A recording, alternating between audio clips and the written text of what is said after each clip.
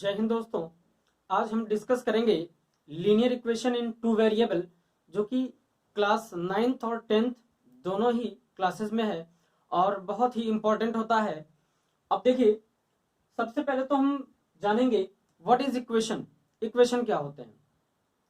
Equation एक ऐसा system जिसमें कांस्टेंट और वेरिएबल दोनों एक साथ हो, इस तरह के एक्सप्रेशन को बोलते हैं दोस्त इक्वेशन। अब जो आपके सिलेबस में है वो है pair of linear equation in two variable, यानी जिसमें दो वेरिएबल हो, जैसे एक्स वाई ए बी। और देखिए, एक है, मैंने कुछ एग्जांपल्स लिए हैं। 3x + 5 = 0, ये है linear equation in one variable. Linear equation in one variable. देखिए, 3x + 5 = 8, 8x - 2 = 10, ये सभी किसके हैं? Linear equation in one variable. अब देखिए, लीनियर क्यों कहा गया? क्योंकि यहां पे देखेंगे कि यहाँ पे पावर क्या है दोस्त? 1। अगर पावर 1 है तो ये होगा लीनियर, और पावर 2 हो जाए तो हो जाएगा क्वाड्रेटिक। तो अपने को केवल इसमें डिस्कस करना है linear equation in two variables. तो ये तो हो गया linear equation in one variable. अब आपसे पूछा जाए कि इसके कितने सोल्यूशन हो सकते हैं, तो इसके केवल एक सोल्यूशन होंगे। कितने सोल्यूशन? एक। देखिए कैसे, जैसे हम इसी को सॉल्व कर देते हैं। 8x - 2 = 10 है, -2 को ट्रांसपोज आप करेंगे तो 8x = 10 + 2, 8x = 10 + 2, ये हो जाएगा 12। और x के मल्टीपल में 8 है, ट्रांसपोज करेंगे तो 12/8, ये हो जाएगा 4 × 2 = 8 और 4 × 3 = 12। तो आप देखेंगे कि इसमें केवल एक ही वैल्यू है दोस्त। कितनी वैल्यू मिली आपको? केवल एक, only one value of x।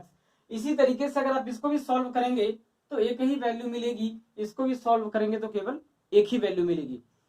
इसका मतलब कंक्लूजन ये निकला कि अगर linear equation in one variable है तो उसके कितने सोल्यूशन होंगे? केवल एक सोल्यूशन होंगे। लेकिन जब हम सॉल्व करेंगे linear equation in two variable तो वहां पे उसके कितने सोल्यूशन होंगे? दो सोल्यूशन। अब देखिए, linear equation in one variable का जनरल फॉर्मेट क्या होता है? ax + b = 0 और कांस्टेंट। तो आप देखेंगे यहाँ पे कांस्टेंट है, तो ये कांस्टेंट या तो 0 के फॉर्मेट में ऐसा भी हो सकता है। a और b है क्या? Real number. रियल नंबर का मतलब क्या होता है? नेगेटिव हो सकता है, पॉजिटिव हो सकता है, फ्रैक्शन हो सकता है, कोई सी भी वैल्यू है अगर इस फॉर्मेट में है तो उसी को क्या बोलते हैं? Linear equation in one variable. अब आते हैं हम लोग linear equation in two variable पे। अब देखिए दोस्तों, linear equation in two variable, अभी पेयर की बात नहीं हो रही है, अभी केवल linear equation in two variable. अब देखिए, x + y = 5 और दूसरा हमने एक एग्जांपल लिया है 3x + 5y = 15। अब कहे इसको सॉल्व करिए, तो सॉल्व करने का इसका एक मेथड है, ग्राफ मेथड, जो कि बहुत इजी है। अब देखिए कैसे इसको सॉल्व करेंगे। इस तरह का अगर कोई भी क्वेश्चन हो, अगर टू वेरिएबल हो और केवल एक ही इक्वेशन हो, तो इसमें हम एक बार x की वैल्यू 0 रखेंगे तो y की वैल्यू आएगी, और जब हम y की वैल्यू 0 रखेंगे तो x की आएगी। अब आपके दिमाग में क्वेश्चन आ रहा होगा कि क्या x = 0 और y = 0 रखने पर ही आएगा? तो ऐसा नहीं है, आप दूसरी वैल्यू भी रख के सॉल्व करेंगे तो आएगा, लेकिन वो कॉम्प्लिकेटेड होगा। ये सबसे आसान है। क्यों? क्योंकि यहाँ पे x और y एक्सिस पे इंटरसेक्शन पॉइंट मिल जाते हैं, और इन इंटरसेक्शन पॉइंट को ड्रॉ कर देंगे तो जो लाइन अपने को मिली यही होता है इस इक्वेशन की लाइन, ये होगी, या हम कह सकते हैं इस लाइन की इक्वेशन ये होगी। ठीक है। अब देखिए, जैसे हमने यहाँ पे 0 रखा x की वैल्यू, तो जैसे ही हमने इसको 0 रखा तो y = क्या आया? 5 आया। क्लियर है? अब जब यहाँ पे हम 0 रखेंगे तो x, जब y की वैल्यू 0 रखेंगे तो x की वैल्यू क्या आएगी दोस्त? 5। अब हमने क्या किया कि x एक्सिस और y एक्सिस पर 5 की डिस्टेंस मेजर कर ली। यहाँ पे देखिए, x पे 5 आया और यहाँ पे y पे 5, और इसको हमने मिला दिया। तो ये आपका होगी इस लाइन की इक्वेशन ये है, या इस इक्वेशन की लाइन हमें मिल गई। अब आप देखेंगे कि ये लाइन मिली है, लाइन, लाइन का मतलब ही क्या होता है, लीनियर। क्लियर है। अब देखिए दूसरा एग्जांपल, हमने यहाँ पे x इक्वल टू 0 रखा, तो 3 इंटू 0 क्या हो जाएगा, 0, और y के मल्टीपल में 5 है, जब ट्रांसपोज करेंगे तो क्या मल्टीपल का डिवीजन होता है कि नहीं, तो 5 1 जा 5, 5 3 जा 15। क्या ये बात क्लियर है। अब देखेंगे नेक्स्ट, जब आपने x की वैल्यू 0 रखी, ये आया। अब एक बार y की वैल्यू 0 रखते हैं। जब आप y की वैल्यू 0 रखेंगे तो क्या आएगा, y की वैल्यू हमने 0 रखी तो ये तो 0 हो गया। अब क्या हुआ, x के मल्टीपल में 3 है, ट्रांसपोज जब आप करेंगे तो क्या 15 बाई में 3 ये इज इक्वल टू 5 नहीं आएगा क्या। क्लियर है।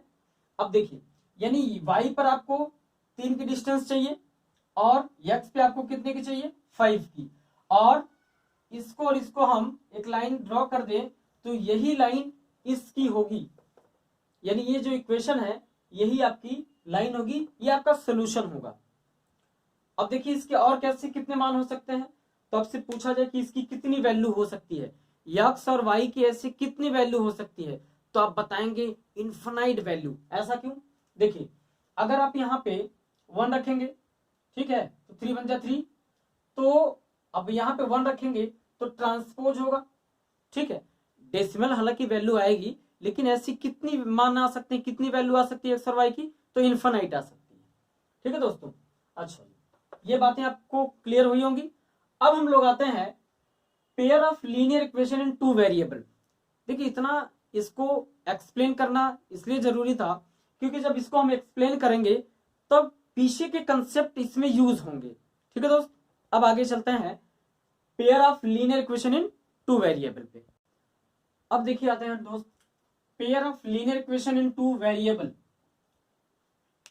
पेयर का मतलब होता है दो एक साथ रहेंगे तभी इनको आप सॉल्व कर पाएंगे, जैसे a pair of gloves, a pair of shoes, a pair of socks, यानी दोनों साथ में रहेंगे तभी ये आप सॉल्व कर पाएंगे, अकेले होंगे ही नहीं सॉल्व। अब देखिए इसमें इसका जनरल फॉर्मेट होता है a1x plus b1y plus c1 is equal to 0 और a2x plus b2y plus c2 is equal to 0। Coefficient of x and y and constant.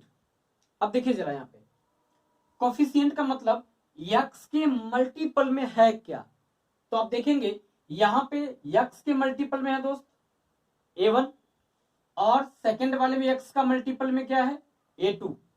देखिए इसका यूज है आगे जब हम कंडीशन पढ़ेंगे तो ये चीजें अगर आपको आती रहेंगी तो वहां पे आप बहुत तेजी से काम कर पाएंगे। अब देखिए कोफिशिएंट ऑफ x, तो फर्स्ट वाली इक्वेशन में देखेंगे x का कोफिशिएंट a1 है, y का कोफिशिएंट क्या है दोस्त b1, और इसको बोलते हैं कांस्टेंट क्योंकि फ्री फ्रॉम वेरिएबल है, तो ये हो गया आपका c1। अब देखिए नेक्स्ट ये इस सेकंड वाले का क्या है, x का कोफिशिएंट a2, y का कोफिशिएंट b2 और कांस्टेंट की वैल्यू क्या है c2। यानी इस तरीके के अगर है लीनियर इक्वेशन इन 2 वेरिएबल, तो अगर ये दोनों साथ में है, दो इक्वेशन रहेंगे तभी आप x और y की वैल्यू फाइंड आउट कर पाएंगे। अब इसके देखिए कुछ इंपॉर्टेंट कंडीशन है, जैसे कंसिस्टेंट, इनकंसिस्टेंट कैसे आप चूज करेंगे, कैसे आप बता पाएंगे कि कौन सी इक्वेशन कंसिस्टेंट है कौन सी इनकंसिस्टेंट है, कौन से के यूनिक सोल्यूशन है, कौन से के इनफाइनाइट सोल्यूशन है और किसके नो सोल्यूशन है। तो आइए देखते हैं। अब देखिए दोस्तों कंडीशन को हम लोग पहचानते हैं। अगर a1 upon a2 is not equal to b1 upon b2 है, इसका मतलब कि वो क्या है यूनिक सोल्यूशन है। इसी को बोलते हैं ओनली सोल्यूशन, यूनिक सोल्यूशन या ओनली सोल्यूशन, और इसी को दोस्त बोलते हैं इंटरसेक्टिंग। इंटरसेक्टिंग अभी डिस्कस कर रहे हैं हम लोग। अब देखिए यहाँ पे a1x plus b1y plus c1 is equal to 0, यानी इज इक्वल टू के उधर भी अगर हमने c1 को कर दिया तो कोई इफेक्ट नहीं होगा। देखिए कैसे, तो 3 अपॉन में 4 is not equal to 2 upon minus 3। आप देखेंगे कि यहाँ पे इसकी वैल्यू दोनों तो सेम है नहीं, अगर सेम नहीं है तो इसका मतलब केवल एक सोल्यूशन होगा। इंटरसेक्टिंग, देखिए जैसे अगर दो लाइनें हैं, ये दो लाइन है, तो अगर इंटरसेक्ट करेंगी तो एक ही जगह पे करेंगी, देख लीजिए, क्लियर है, एक जगह पे। और ये हुआ आपका a1 upon a2 is not equal to b1 upon b2। Second दोस्तों, इन्फिनाइट सोल्यूशन ओवरलैपिंग। इसमें इन्फिनाइट सोल्यूशन क्यों होंगे, अब आप बताइए। इसका condition a1 upon a2 is equal to b1 upon b2 is equal to c1 upon c2 हमने लिखा है। तो 5 upon 15, 5 upon 15, 10 upon 30 and -3 upon -9। अब इसको जब सॉल्व करेंगे तो 5 1 जा 5, 5 3 जा 15, 10 3 जा 30, माइनस से माइनस कैंसिल, 3 1 जा 3, 3 3 जा 9, क्या 1 upon 3 is equal to 1 upon 3 is equal to 1 upon 3। आया कि नहीं आया। अब इसी दोनों को बोलते हैं कंसिस्टेंट। क्या बोलते हैं, कंसिस्टेंट। तो आपके बोर्ड एग्जाम्स में क्वेश्चन पूछता है कि choose the following linear pair of equation which is consistent और इनकंसिस्टेंट। अब देखिए, अगर इंटरसेक्टिंग लाइन होगी तो भी कंसिस्टेंट होगा, और ओवरलैपिंग करने का मतलब ये हुआ कि दोनों लाइन कुछ इस तरीके से हो जाए, तो इसको बोलते हैं दोस्त ओवरलैपिंग। इसमें कितने सोल्यूशन होंगे, इनफिनाइट। देखिए यहाँ पे भी कोई नंबर होगा, यहाँ पे भी होगा, यहाँ पे भी होगा, यानी सबकी वैल्यू इसकी कितने सोल्यूशन होंगे, इनफिनाइट होंगे। अब देखिए इसी को क्या बोलते हैं, कंसिस्टेंट। क्या बोलते हैं दोस्तों, कंसिस्टेंट, कंसिस्टेंस। और लास्ट है नो सोल्यूशन पैरेलल। अब देखिए अगर दोनों लाइन ऐसे हो जाए तो क्या इनफिनाइट तक बढ़ा दी जाए तो कहीं एक दूसरे को इंटरसेक्ट तो करेंगे नहीं। अगर इंटरसेक्ट नहीं करती तो सोल्यूशन नहीं होगा, यानी नो सोल्यूशन के लिए क्या हो सकता है, पैरेलल लाइन, यानी इसको बोलते हैं इनकंसिस्टेंस, इनकंसिस्टेंस। उम्मीद करते हैं दोस्तों आपको समझ में आया होगा। ये बहुत ही इंपॉर्टेंट टॉपिक है आपके बोर्ड्स के लिए भी और क्लास 9th के लिए भी। तो हमने दोनों के लिए डिस्कस कर दिया। मिलते हैं नेक्स्ट वीडियो में इसके सोल्यूशन के और क्वेश्चन के साथ।